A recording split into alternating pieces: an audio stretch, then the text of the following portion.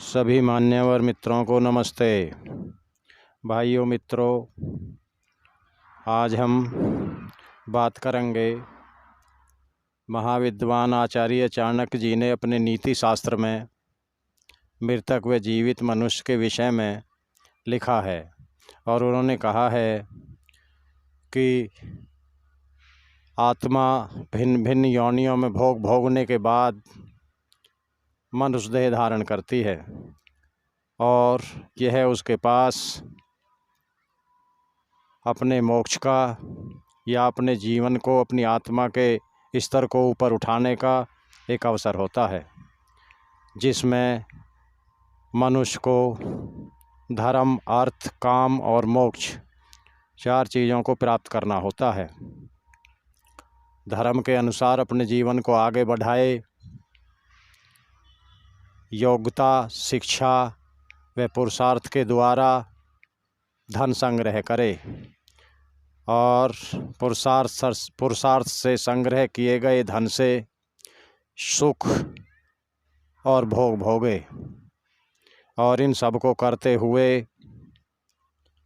मोक्ष की दिशा में गतिशील हो। यही मनुष्य जीवन का लक्ष्य है। इसी सब को समझाते हुए आचार्य चाणक्य जी एक श्लोक के माध्यम से अपने नीति शास्त्र में कहते हैं, जीवंतम मृतवन मन्ये देहिनम धर्म वर्जितम मृतो धर्मेण संयुक्तो दीर्घजीवी न संशय। इस कथन में आचार्य जी कहते हैं कि धर्महीन प्राणी को मैं जीते जी मृत समझता हूँ। धर्मपरायण व्यक्ति मृत भी दीर्घजीवी है, इसमें कोई संदेह नहीं है। मनुष्य दो प्रकार के होते हैं। पहला जीते जी भी मरा हुआ मनुष्य है और दूसरा मरकर भी लंबे समय तक जीवित रहने वाला मनुष्य है। जो मनुष्य अपने जीवन में कोई भी अच्छा काम नहीं करता, अर्थात जिसकी धर्म की झोली हमेशा खाली रहती है, ऐसा धर्मविहीन मनुष्य जिंदा रहते हुए भी मरे हुए मनुष्य के समान है।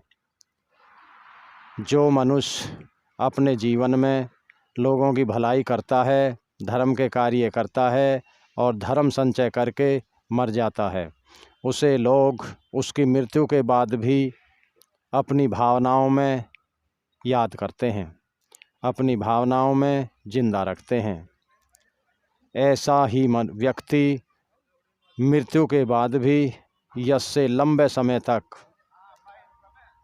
जीवित रहता है। दूसरे श्लोक में आचार्य जी कहते हैं, धर्मार्थ काम मोक्षाणाम यस्य को अपि न विद्वते अजागलस्त नश्येव तस्य जन्म निरर्थकम। यहाँ आचार्य जी कहते हैं कि व्यक्ति की सार्थकता की चर्चा करते हुए कहते हैं कि धर्म, अर्थ, काम और मोक्ष में से जिस व्यक्ति को एक भी नहीं मिल पाता, उसका जीवन व्यर्थ है। जो मनुष्य अपने जीवन में न तो कोई धर्म के कार्य करता है, न धनवान बन पाता है, न भोग कर पाता है और न मोक्ष प्राप्त करने का प्रयत्न करता है, उस व्यक्ति का जीवन पूर्ण रूप से बेकार है। ऐसा व्यक्ति मृतक के समान है। तो ये आचार्य जी चाणक्य ने अपनी नीति शास्त्र में इस तरह से मृतक व जीवित व्यक्ति के विषय में अपना कथन पेश किया है। धन्यवाद।